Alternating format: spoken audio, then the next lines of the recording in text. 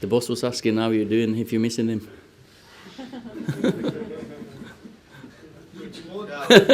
There's only one. Okay. Manager's here to take your questions on the game, if you'd like to start. Yeah. Thoughts on a second successive win?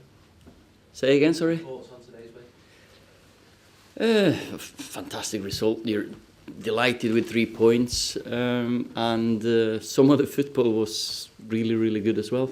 So you can't ask for more. 3 goals at home. Or well, I can ask for more. I can ask for a clean sheet. The boys have promised me that soon. So, but no, it took about 20 minutes for us to settle, I think, because you know you're playing against a team that makes it hard for you. We took maybe too many touches. We were a bit too slow. We didn't create enough the first 20. But after we got the goal, I thought we settled down and could have, with a little bit of sharpness towards the end, could have finished the game off before half time. Then again, the first 10 minutes, I have to say, second half we struggled. They really put us under pressure. And but for David De Gea's save, I think it would have been really, really hard if they'd got the one each that they probably deserved in the beginning. But then again, after when you get the 2-0, you settle down and you could see the boys just the confidence growing, the attitude going forward. We just need to learn how to slow the game down at times and just play in their half, because we didn't do that enough. Ollie, obviously it's another good result, but have you been able to change that much since you've come in? No, you don't in 1 week change anything, but you change the mindset. You change. I want my team to play in a certain way, and you give them little pointers here and there. And it's a work in progress. That's what it is. It's going to take time for players to go from one manager and the details he wanted, and I've got a little bit of a tweak. So it will improve as time goes on. And I was just thinking, I said to the staff as well towards the end, when you go 2-0 up, maybe 3-0 up, and you think, next week we'll have Sanchez, Martial back. You got Lukaku to put on, because I think maybe we could have really finished them off then.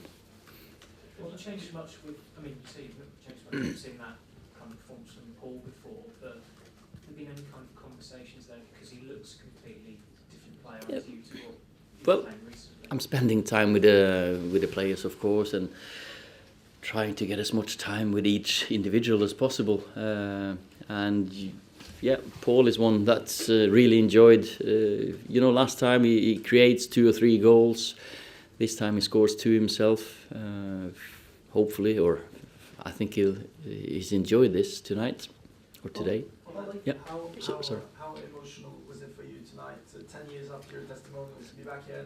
You mentioned you had your family on the stands. It must have been extra special. Yeah, extra special, of course it was, but I was surprisingly calm, and I think the boys have settled me down really quickly.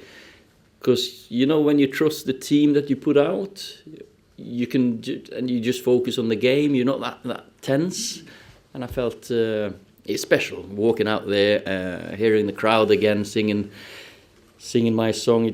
Normally they started after I scored a goal or something, but now they started when the game began, or as I walked out. It's humbling, but it makes you really proud. Hopefully my family was proud, and probably my family back home in Norway as well, watching on telly. So it was a great day that I'll never ever forget. I'll never ever forget these 2 first games, of course. Sorry. You mentioned Sanchez. Is he back? Yeah. And have you spoken to him? Because obviously he's had a really tough time since he's been. Yeah, Alexis is back. He flew in on. What day was it? I can't remember what day it was, but he's had 2 days of good fitness work. Hopefully, he can join training with the ball as soon as we get back in again now, and then touch and go for Bournemouth, but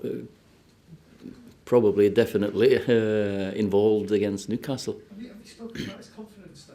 No, I'm not had time to sit down and speak in that detail. But of course, we had a day off on Christmas Eve, and obviously Christmas Day he was off, but he was in training. He's eager to get back on the pitch.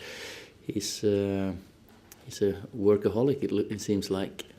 Ollie, when you were a player, you saw a lot of big names coming here Yeah. for lots of money, and Sanchez and Pogba are the latest really of that kind of big sort of Manchester United high-profile signing.